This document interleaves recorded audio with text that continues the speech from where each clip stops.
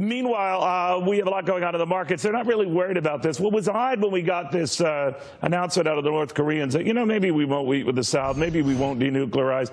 If it was supposed to unnerve the markets, it didn't. More unnerving potentially for the markets longer term is the rise in rates, and more specifically, the narrowing between things like a 2-year note and a 10-year note. But those are longer term concerns, despite the fact that that could presage a slowdown, or if it gets really bad, a recession. Scott Martin isn't too worried about it either. He's a market watcher extraordinaire. It has been something interesting to watch, Scott, this narrowing in that so-called yield curve, and the fact that it's flattening fast. What do you make of that?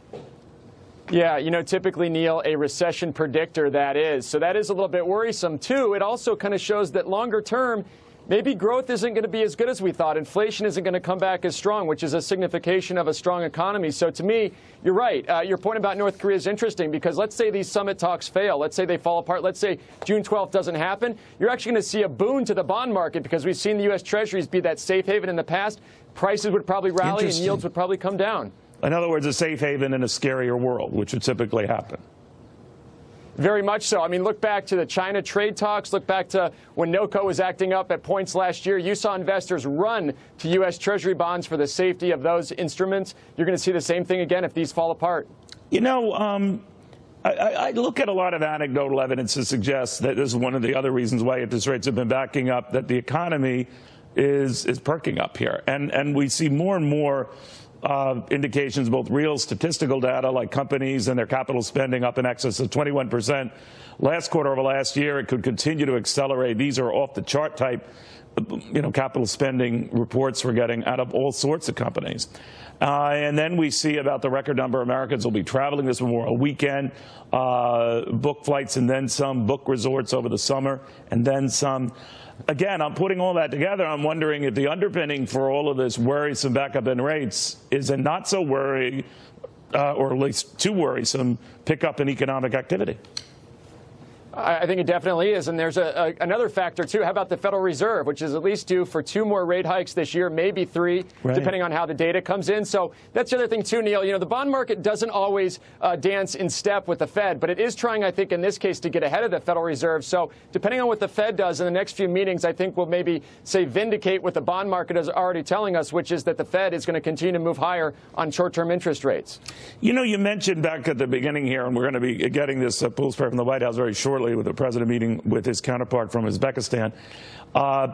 If this thing fell apart and there is no meeting, and the president has telegraphed and warned many, many times, I could walk away, I could walk away. I don't think many people envision the North Koreans walking away.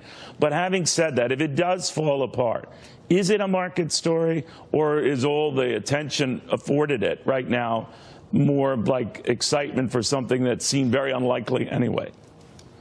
I think it's a market story to how it pertains to other deals that we're working on with, say, China, with the Iran deal, if that gets renegotiated, NAFTA. I mean, all kinds of things that are out there, I think, would basically be pertinent to what happens with North Korea, because if this falls apart, you got to put in question some of the other items on the Trump agenda, which could affect the markets, especially when it comes to trade. You mentioned trade, and this back and forth. The president is doing what he can to support ZTE Corporation, this company that's been involved with stealing secrets and espionage, you name it. But he wants to help that company, some say as a quid pro quo with the Chinese helping us on trade. But it's worrying a lot of folks. Is it worrying you? Not too much. I think this was more of a bargaining chip. This was an effort to kind of get China to come to the table and realize that we're willing to work the deals. I talked about this on Monday about ZTE and how this was maybe going to be eventually good for America, whether it went through or not. And I got ripped apart on Twitter for it because of the fact that, and that was just for me. That was just for me. Yeah.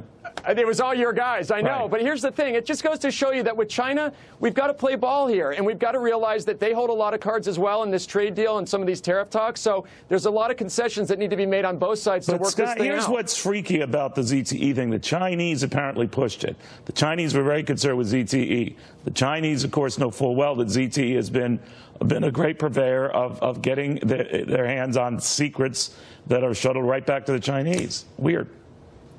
Yeah, very much so. And I mean, that's been one of the big complaints of all our tech companies here is that a lot of that data, a lot of that information, that IP gets stolen and repurposed. So and we shouldn't be helping them. We shouldn't be helping or using it as a chip in any bargaining type of, right? Yeah, and what I would say is we haven't helped them yet. I mean, that was just an effort, I think, for Trump to get President Xi kind of to the table and realize we're willing to work on a lot of things, maybe not ZTE, though. All right, buddy. Thank you very much. The president, as I said a few moments ago.